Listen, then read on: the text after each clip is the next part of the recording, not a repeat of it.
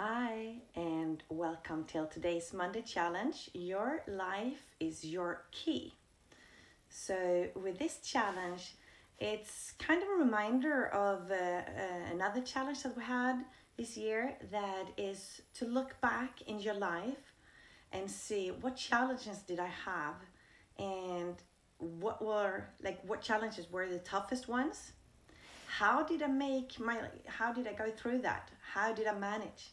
What qualities do I have that made me survive in these very difficult times or challenging times? Or just a situation that you've been through that you felt that this is a tough one, but yet you manage it. Because there is the key for you to handle different situations in your life in a great way. Like they say, what doesn't kill us make us stronger. And with that, I also want to say that they are called challenging times because it is challenging.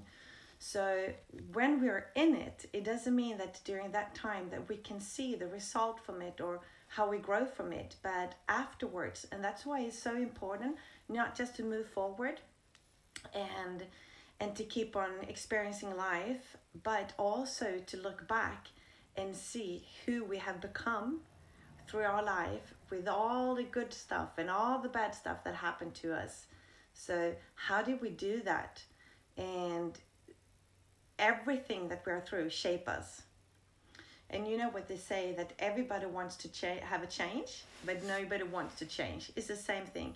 Nobody wants to go through difficult times, but yet we do. And those difficult times, even though it's hard, it still has a gift with it. And that is that you become stronger, you you grow, you get more tools. So when you find similar situations, maybe they're not challenging anymore because you already been able to survive, you already learned how to do that. I mean, when you go to school, maybe you have difficulties with math, but once you learn it, once you get the code or start learning to read, once you learn to read, it's not difficult anymore to read. So it's the same thing with the stuff that trigger us and the difficulties we're going through. And they are different for different people because we all have our stories and we all have our triggers and wounds. And so mine aren't the same as yours, and yours aren't the same as mine. So for you, that might not be challenging what is challenging for me, and the opposite. But once we go through that and we learn from that, in the next time, we might not think it's that challenging anymore. And that's the beauty of it. And also I want to say, this book that I've been writing, or I gave out, that is called Money Challenges, it's there to help others and to be able to handle their life better and to grow and to be mindful, and most of all to understand that we all of us are unique and have our qualities, and that is special. But that doesn't mean that it's not for me. Like, I wrote a book and I'm done, I'm finished. Nobody is. And I know most of you probably know that, but yet so often we look up to people because we think they have the answers. And yeah, we are all different. We all have our experiences and our knowledge, which means that one person can be really wise in one situation or have a lot of knowledge in one subject, but it doesn't mean that that person is complete or have a great knowledge in another area or field in life. So these challenges are as much for me as they are for you. I'm working with them as well. And because me and everybody else and everyone teaching about life and tools and everything and therapists and all what we are, we all live our lives learning, going through difficulties and trying to learn from them. Like, each one of us is here to learn, to meet life with the good and bad stuff, and nobody is free from that. And I believe that sometimes people give away their own power to others, to leaders, to therapists, to gurus, or whoever they might turn to.